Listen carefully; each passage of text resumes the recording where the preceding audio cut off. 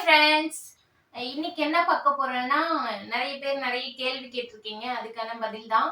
நான் ஏன் திரும்ப திரும்ப மொட்டை அடிச்சிட்டு இருக்கிறேன் அப்படின்னு சொல்லிட்டு நிறைய பேருக்கு டவுட்டா இருக்கு. அவங்களுக்காக தான் வந்து பார்த்தீங்கன்னா பதில் சொல்ல போறேன். அப்புறம் என்னுடைய எக்ஸ்பீரியன்ஸ், மொட்டை அடிச்ச எக்ஸ்பீரியன்ஸ் வந்து ஒரு சிலவங்க கேட்டீங்க. அவங்களுக்கும் அப்புறம் வந்து பார்த்தீங்கன்னா என்னுடைய வேண்டுதல் என்னவா இருந்துச்சு அப்படின்னு சொல்லிட்டு அது எல்லாத்துக்குமே ஒன்னொன்னா நம்ம பார்க்கலாம். ஃபர்ஸ்ட் வந்து பாத்தீங்கன்னா ஃபர்ஸ்ட் மொட்டை அடிக்க காரணம் என்னன்னு சொல்லிட்டு பாத்தீங்கன்னா, நான் மொட்டை அடிக்கிற அந்த வீடியோலயே வந்து சொல்லியிருப்பேன்.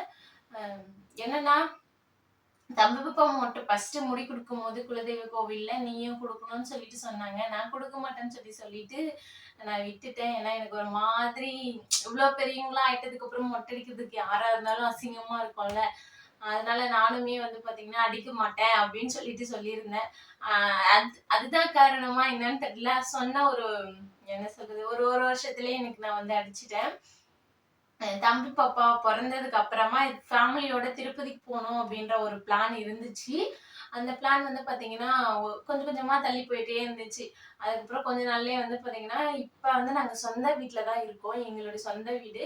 லோன் போட்டு தான் வந்து பாத்தீங்கன்னா இந்த வீடு வாங்கியிருக்கோம். லோன் போயிட்டு தான் இருக்கு. ஒரு 1 இயரா போயிட்டு இருக்கு. இந்த என்னுடைய மனசுக்குள்ளேயே வந்து பாத்தீங்கன்னா நான் வேண்டுனதுதான் திருப்பதிக்கு.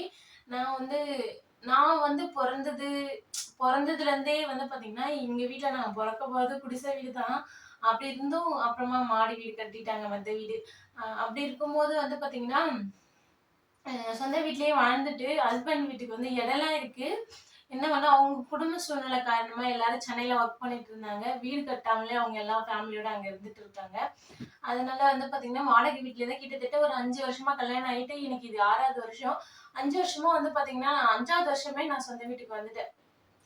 5 வருஷமா வந்து பாத்தீங்கன்னா வாடகை வீட்ல தான் இருந்தேன். ஒரு 4 வீட்டுக்கு வாடகையில போயிருப்பேன். எந்த வீடு போனாலுமே வச்சுக்கோங்களேன், ஹவுஸ் ஓனர்ன்ற ஒரு பிரச்சனை இருக்கு. பிரச்சனைன்னு சொல்ல முடியாது. ஹவுஸ் ஓனர்ன்னு ஒருத்தவங்க இருப்பாங்க. அவங்க நமக்கு நமக்கு ஒரு சின்னதா ஒரு விஷயம் சொன்னா கூட வந்து பாத்தீங்கன்னா, அவ்ளோ வலிக்கும். ஏன்னே தெரியாது. அந்த அந்த வலிய அனுபவிக்கிறவங்களுக்கு தெரியும். அப்பதான் வந்து பாத்தீங்கன்னா, நான் சொந்த வீடு வாங்கிட்டேன்னா, திருப்பதிக்கு வரும்போது மொட்டை அடிக்கிறேன் அப்படின்னு சொல்லிட்டு மனசுக்குள்ள வேண்டுனேன். சாமி கிட்ட நேரடியாலாம் போய் வேண்டுதல் வைக்கல. மனசுக்குள்ள நினைச்சதுதான். ஆனா வந்து பாத்தீங்கன்னா, நாங்க சொந்த வீடு வாங்குறதுக்கு இன்னுமே வந்து பாத்தீங்கன்னா, சில சாமி கிட்ட கூட நான் வந்து விரதம் இருந்திருக்கேன். சாய்பாபா அப்பா இருக்காங்கல்ல, அவங்களுக்கு 9 வாரம் பாப்பா வந்து அப்பலாம் குட்டி குழந்தை. ஒரு 7, 8 மாச குழந்தைன்னு நெனைக்கிறேன். அப்பல இருந்தே வந்து பாத்தீங்கன்னா, சாய்பாபா அப்பாவுக்கு 9 மாசம் 9 வாரம் வந்து விரதம் இருந்தேன். வியாழக்கிழமை, வியாழக்கிழமை.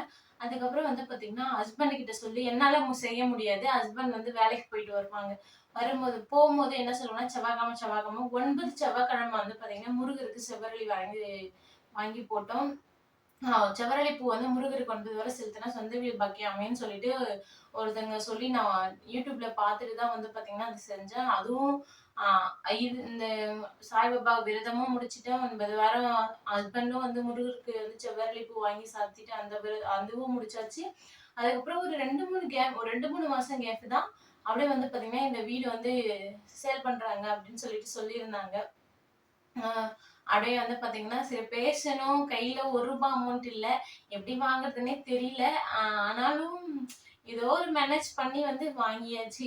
ஒரு இனிஷியல் அமௌண்ட் கட்டணும்ல. அதுல வந்து பாத்தீங்கன்னா எப்படி ரெடி பண்ணி கட்டிட்டு அதுக்கப்புறம் மீதில வந்து பாத்தீங்கன்னா லோன் போட்டு கட்டியாச்சு. நான் வந்து அடுத்த வீடியோல வந்து எப்படி என்ன எவ்வளவு கஷ்டப்பட்டு வாங்கணும் அப்படின்னு சொல்லிட்டு வீடியோ வேணா போடுறேன். இப்ப ஃபர்ஸ்ட் மொட்டை அடிக்க காரணமா இருக்குது இந்த வீடு தான். முழுக்க முழுக்க என்னுடைய என்ன சொல்றது, இந்த இந்த வீடு வந்து நான் இவ்ளோ சீக்கிரமா வாங்குவேன், இந்த வீட்ல வந்து இருப்பேன் அப்படின்லாம் நான் நினைச்சே பார்த்தது இல்ல. ரொம்பவே வந்து பாத்தீங்கன்னா என்ன சொல்றது, ஒரு மாதிரி இருந்துச்சு அப்பலாம். இப்ப வந்து ரொம்பவே சந்தோஷமா இருக்கேன். இப்ப செகண்ட் மொட்டை அடிக்கிறதுக்கு காரணம் சொல்றேன் ஏன்னு. ஃபர்ஸ்ட் மொட்டை ரீசன் இந்த வீடு. இந்த வீட்டுக்கால தான் நான் வந்து அடிச்சேன். நடக்கவே முடியாதுன்ற ஒண்ணு வந்து நடந்துச்சு. அதனால வந்து அடிச்சுட்டேன். செகண்ட் ரீசன் வந்து பாத்தீங்கன்னா, செகண்ட் மொட்டை இப்பதான் நான் அடிச்சேன். அடிச்சு 1 இயர் 3 மந்த் தான் ஆகுது. 1 இயர் முடிஞ்ச உடனே அடிச்சிருக்க வேண்டியது. தள்ளி தள்ளி போயினே இருந்துச்சு. மாசமே அடிக்க வேண்டியது எங்க குலதெய்வ கோவில்ல திருவிழா அன்னைக்கு. ஹஸ்பண்டுக்கு லீவ் கிடைக்கிறதுனால போக முடியல. அதனால அடிக்க முடியல. இன்னைக்கு தான் வந்து இப்பதான் வந்து பார்த்தீங்கன்னா போயிட்டு இன்னையோட 10 நாள் ஆயிடுச்சுன்னு நினைக்கிறேன் மொட்டை அடிச்சு. போயிட்டு அடிச்சுட்டு வந்துட்டோம். இந்த 2வது மொட்டை அடிக்க காரணம் வந்து பார்த்தீங்கன்னா, என்னுடைய கால்ல வந்து ஆப்ரேஷன் பண்ணியிருப்போம். முள்ளு குத்தி ஈச்சமர முள்ளு. நம்மளுடைய சேனல்ல வந்து பார்த்தீங்கன்னா, கன்டினியூவா பார்த்துக்கிட்டு வரவங்களுக்கு தெரிஞ்சிருக்கும். அம் நான் 3 ஆப்ரேஷன் பண்ணியிருக்கிறேன் அப்படின்னு சொல்லிட்டு சொல்லுவேன். ஒண்ணு வந்து ஃபேமிலி பிளானிங் தான். எல்லாருக்குமே வந்து நார்மல் ஃபேமிலி பிளானிங் ஆப்ரேஷன். அது வந்து இதெல்லாம் நீ மட்டும் தான் பண்ணியிருக்கியான்னு சொல்லிட்டு கேட்காதீங்க. அது நார்மல் எல்லாருமே பண்ணிட்டோம். அதுக்கப்புறம் வந்து அந்த அந்த ஆப்ரேஷன் முடிஞ்ச உடனே வந்து பார்த்தீங்கன்னா, ஒரு ஒரு 10 மாசம் கேப்ல எனக்கு அப்பெண்டிக்ஸ் வந்துருந்துச்சு. அப்பெண்டிக்ஸ் வந்து எப்படி இருக்கும்னா, வயிறு வலிக்கும். அடிக்கடிக்கு வந்து வயிறு வலி வந்துரும். எது சாப்பிட்டாலும் டைஜஷன் ஆகாது. வாமிட் வரும். அப்படின்னா கண்டிப்பா வந்து பார்த்தீங்கன்னா, யாருக்காச்சும் அந்த மாரி இருந்துச்சுன்னா, வயிறுல கண்டிப்பா ஸ்கேன் பண்ணி பாருங்க. இப்பலாம் குட்டி குட்டி குழந்தைங்களுக்கு கூட வருது. வரக்கூடாது. இருந்தாலும் நம்ம பெருசா வந்து வளர விட்டோம்னா, அந்த அப்பெண்டிக்ஸ் வந்து பார்த்தீங்கன்னா, வெடிச்சிரும் அப்படின்னு சொல்லிட்டு பயன்படுத்துறாங்க. அந்த ஆப்ரேஷன் வந்து பண்ணேன். அதுக்கப்புறம் கால்ல முள்ளு குத்துச்சா, அது வந்து அது அந்த கால்ல முள்ளு குத்தம்போது தான் வந்து பார்த்தீங்கன்னா, அந்த ஆப்ரேஷன் பண்ணி எடுத்தாச்சு. ஆப்ரேஷன் பண்ற அன்னைக்கு கூட வேண்டுதல் வைக்கல. ஏன்னா அது ஆப்ரேஷன் மாரி தான் பண்ணாங்க. மயக்க மருந்து அந்த மயக்க ஊசி போட்டு வலி இல்லாம தான் பண்ணாங்க. இடுப்புல வந்து பார்த்தீங்கன்னா, மருத்து ஊசி ஒண்ணு போடுவாங்கல்ல, அது போட்டு தான். கால்ல வந்து பண்ணிட்டு, நான் வந்து அந்த ட்ரெஸ்ஸிங் வந்து பண்ணணும். ஒரு 3 நாள் கழிச்சு வான்னு சொல்லிட்டாங்க. நான் வந்து 3 நாள் கழிச்சு போறேன். ஓப்பன் பண்றாங்க. அந்த காட்டன் வந்து பார்த்தீங்கன்னா, அந்த காலுக்குள்ள இருந்த சதை எல்லாத்தையும் எடுத்துட்டு, அதெல்லாம் அமைக்க அமைக்க 3, 4 எடுத்துட்டே இருக்காங்க. அது வந்துட்டே இருக்கு. அத பார்த்த உடனே செம்ம அழுதுட்டேன் நானு. எனக்கு ஆப்ரேஷன் பண்ண அன்னைக்கே நடக்க முடியல. அன்னைக்கு கூட நான் அழுவல. அந்த காட்டன் எடுக்குறாங்க. என் கால பார்த்துட்டு எனக்கு செம்ம அழுக வந்துருச்சு. அப்பதான் வந்து வீட்டுக்கு வந்துட்டு எங்க குலதெய்வத்துக்கு வந்து வேண்டிக்கிட்டேன். என் கால் சரியா போயிடும். நீங்க என்ன சொல்றது? நம்ம குழந்தைங்க வந்து நம்ம வந்து ஒரு லெவலுக்கு ஆகுற வரைக்கும் நம்மளுக்கு எந்த பிரச்சனையும் இல்லாம நல்லபடியா இருந்துட்டு போயிட்டாவே போதும்னு சொல்லிட்டு நினைக்கிறேன். அதனால தான் வந்து பார்த்தீங்கன்னா, அ அந்த இந்த இந்த மொட்டை அடிக்கிறதுக்கு வந்து அதுதான் காரணமா இருந்துச்சு. ஆ அடுத்தது வந்து பாத்தீங்கன்னா, இந்த மொட்டை வேண்டுதல் வந்து எப்ப வேணா நான் பண்ணியிருக்கலாம். ஆனா, மறுபடியும் லாங்கா முடி வளர்த்துட்டு மொட்டை அடிக்கணும் அப்டின்னா ரொம்ப கஷ்டமா இருக்கும்ல. சரி நம்ம இப்பவே அடிச்சிடலாம் அப்டின்னு சொல்லிட்டு தான் போயிட்டு நான் அடிச்சுட்டு வந்துட்டேன். அ அவ்வளோதான். இந்த இந்த 2 ரீசன் தான் வந்து பாத்தீங்கன்னா, மொட்டை அடிக்கிறதுக்கு காரணமா இருந்தது. ஆ நெறைய பேருக்கு புரிஞ்சிருக்கும்னு நெனைக்கிறேன். ஏன் நான் உடனே உடனே மொட்டை அடிச்சேன் அப்டின்னு சொல்லிட்டு. அடுத்தது வந்து பார்த்தீங்கன்னா, என்னுடைய எக்ஸ்பீரியன்ஸ் வந்து அதுக்கு முன்னால ஒண்ணு வந்து நான் சொல்லிர்றேன். நான் வந்து ஏருக்கு வந்து என்ன ஆயில் யூஸ் பண்றேன் அப்படின்னு சொல்றீங்க கேட்டீங்க. ஒரு 2, 3 சிஸ்டர் வந்து கேட்டிருந்தாங்க. என்னுடைய முடியோட அடர்த்தி வந்து பார்த்தீங்கன்னா, சின்ன வயசுலேருந்தே எனக்கு அடர்த்தியா தான் இருக்கும். நடுவுல எனக்கு விவரம் தெரிஞ்சதுக்கு அப்புறமா வந்து பார்த்தீங்கன்னா, எனக்கு வந்து ஒரு சில இந்த இளநரைன்னு சொல்லுவாங்கல்ல, அது வந்து வர ஆரம்பிச்சுச்சு. அப்பலாம் வந்து பார்த்தீங்கன்னா, அந்த சூப்பர் வாஷ் மயில்னு சொல்லிட்டு ஒரு பிளாக் கலர்ல ஒரு எண்ணெய் வரும். அதுல வந்து தேங்காய் எண்ணெய் மிக்ஸ் பண்ணி தடவுவோம். அது தடவுனா வந்து முடியெல்லாம் கருப்பாயிடும் அப்படின்னு சொல்லிட்டு, அது வந்து யூஸ் பண்ண ஆரம்பிச்சேன். அதுக்கப்புறமா தான் கொட்ட ஆரம்பிச்சுச்சு. அதுக்கப்புறம் நானும் மாத்தி மாத்தி என்னென்னவோ ஹேர் ஆயில்லாம் யூஸ் பண்ணிட்டேன். அதுக்கப்புறம் கொட்ட ஆரம்பிச்சுட்டே இருந்துச்சுன்னு சொல்லி எல்லாத்தையும் ஸ்டாப் பண்ணிட்டு, வீட்ல ஆடுற தேங்காய் எண்ணெயை தான் மட்டும் தான் நான் வந்து யூஸ் பண்ணுவேன். அம்மா வீட்ல இருந்து நான் வாங்கிப்பேன் தேங்காய் எண்ணெய். அம்மா வீட்ல வந்து பாத்தீங்கன்னா, கொஞ்சம் மரம் இருக்கு. ஒரு 4, 5 மரம். அதுலேருந்து வந்து தேங்காய் எண்ணெய் ஆடி குடுத்துருவாங்க. அந்த எண்ணெய மட்டும் தான் நான் யூஸ் பண்றேன். இப்ப கூட எனக்கு டாண்ட்ரஃப் இருக்கு. அதுக்கு கூட என்ன பண்றேன்னா, லெமன் வந்து தேங்காய் எண்ணெயில பெசஞ்சு கொஞ்சமா ஒரு 4, 5 ஸ்பூன் தேங்காய் எண்ணெய சூடு பண்ணிட்டு, அதுல வந்து ஒரு 1/2 லெமன் பெசஞ்சு விட்டு அ தடவிட்டு இருக்கேன். சரியாயிடும்னு நெனைக்கிறேன். இந்த தேங்காய் எண்ணெய் மட்டும் தான் நான் யூஸ் பண்ணுவேன். வீட்ல ஆகுற தேங்காய் எண்ணெய் கடையிலலாம் வாங்கி யூஸ் பண்றதே கிடையாது. அதுதான் வந்து என்னுடைய முடிக்கு அடர்த்தியா இருக்க காரணம்னு நெனைக்கிறேன். ஆனாலும் வந்து எனக்கு டேண்ட்ரஃப் இருக்கிறதுனால கொட்டிக்கிட்டு தான் இருக்கு. இப்ப கூட மொட்டை அடிக்கிறதுக்கு முன்னால கூட வந்து பார்த்தீங்கன்னா, நெறைய முடி கொட்டிட்டு தான் இருந்துச்சு. அதுக்கு அடுத்து என்னுடைய எக்ஸ்பீரியன்ஸ் வந்து என்னவா இருந்துச்சுன்னா, எனக்கு ஃபர்ஸ்ட் மொட்டை அடிக்கும்போது கூட வந்து பார்த்தீங்கன்னா, கொஞ்சம் மொத மொட்டை அடிச்சுட்டேன். அதனால வந்து பார்த்தீங்கன்னா, கொஞ்சம் நான் சொல்லியிருப்பேன். அந்த அந்த மொட்டை அடிச்ச உடனே ஒரு எக்ஸ்பீரியன்ஸ் வீடியோ வந்து போட்டிருப்பேன். இந்த மொட்டை வந்து அடிக்கும்போது எப்படி இருந்துச்சுன்னா, என்னது இது இது பைத்தியமா இருக்குமோ அப்படின்னு நினைப்பாங்களோ அப்படின்னு கூட மனசுக்குள்ள தோணுச்சு. ஏன்னா நான் வந்து ஒரு டவுன்ல இருக்கேன் திருவண்ணாமலையில. உடனே உடனே முடி மொட்டை அடிச்சு கொஞ்சம் கூட முடி நீட்டா வளரல, ஷார்ட்டா தான் வளர்ந்துருந்துச்சு.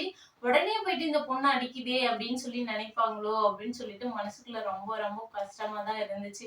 இருந்தாலும் லாங்கா வளர்த்து அடிக்கிறதுக்கு முன்னால கொஞ்சம் ஷார்ட்டா இருக்கும் போதே அடிச்சுட்டா திரும்ப வளர்ந்துரும்ல, அதனால வந்து பாத்தீங்கன்னா அடிச்சாச்சு. அடிச்சுட்டேன். என்ன சொல்றது, எனக்கு தலையில துணி போட்டுக்கிட்டே தான் நிஜமா சொல்றேன். வெளியில போயிட்டு தண்ணி தெளிச்சு கோலம் போடணும்ல தினமும் காலையிலே. போயிட்டு தலையில துணி போட்டுக்கினே தண்ணி தெளிச்சு கோலம் போட்டுட்டு இருக்கேன். என்னாச்சுன்னு சொல்லிட்டு அது ஒரு அக்கா வந்து கேட்டாங்க. ஒண்ணும் இல்லக்கா சும்மா மொட்டை அடிச்சிருக்கேன் அப்படின்னா, சரி சரின்னு சொல்லிட்டு போயிட்டாங்க. அது ரொம்ப ரொம்ப ஒரு மாதிரி அந்த மொட்டையோட இந்த மொட்டைக்கு ரொம்பவே ஒரு என்ன சொல்றது, ஒரு மாதிரி ஷையாவே இருந்துச்சு. ஷையா இருக்குதுன்றத விட அசிங்கமா இருந்துச்சுன்னே சொல்லலாம். இப்ப வந்து கொஞ்சம் இந்த மாரி கொஞ்சமா வளர்ந்ததுக்கு அப்புறமா தான் வந்து வெளியவே போறேன். கிட்டத்தட்ட ஒரு 5 நாளா நான் வந்து வெளியவே போல. போனாலும் வந்து தலையில துணி போட்டுட்டு தான் போனேன். கிரிவல சுத்த அன்னைக்கு கூட நீங்க பார்த்திருப்பீங்க. தலையில துணி போட்டுட்டு தான் வெளிய போனேன். அங்க போய் அதுக்கப்புறமா எடுத்துட்டேன். நம்ம வந்து யாருன்னு தெரியாதவங்க கிட்ட தெரியாதவங்க கூட தானே சுத்துறோம்னு சொல்லிட்டு எடுத்துட்டு தான் சுத்துனேன். தலையில துணிலாம் போட்டு சுத்தக்கூடாதுன்னு சொல்லிட்டு. அப்புறம் வந்து பாத்தீங்கன்னா, ரொம்ப ரொம்ப ரொம்ப ஃபீல் பண்ணேன்னு தான் சொல்லுவேன், இந்த மொட்டை அடிச்சதுக்கு. ஆனாலும் கடவுள் என்ன நல்லா வைக்கணும்ல, அதுக்காக தான் வந்து பாத்தீங்கன்னா, சாமிகிட்ட வேண்டிக்கிட்டு அடிச்சுட்டேன்.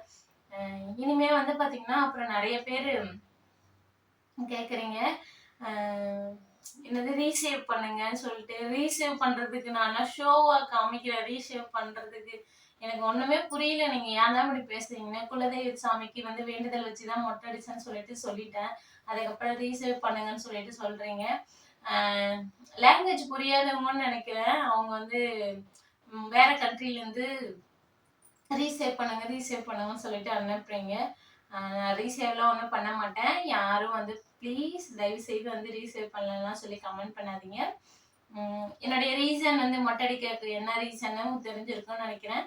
அப்புறம் எக்ஸ்பீரியன்ஸ்ன்னு வந்து பார்த்தீங்கன்னா, போன வீடியோல நெறையவே சொல்லியிருப்பேன். இந்த வீடியோல ஷார்ட்டாவே முடிச்சுட்டேன்.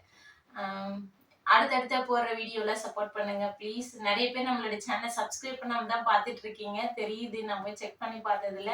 அ ச அ சப்ஸ்கிரைப் பண்ணி சப்போர்ட் பண்ணுங்க. நெக்ஸ்ட் வீடியோல போடலாம். அதுக்கப்புறம் நமக்கு வந்து கேக்கு தெரியும். கேக்கு வந்து வீடியோலாம் வேணும்னா சொல்லுங்க. நான் வந்து கண்டிப்பா அப்லோட் பண்றேன். Bye friends. நெக்ஸ்ட் வீடியோல பார்க்கலாம்.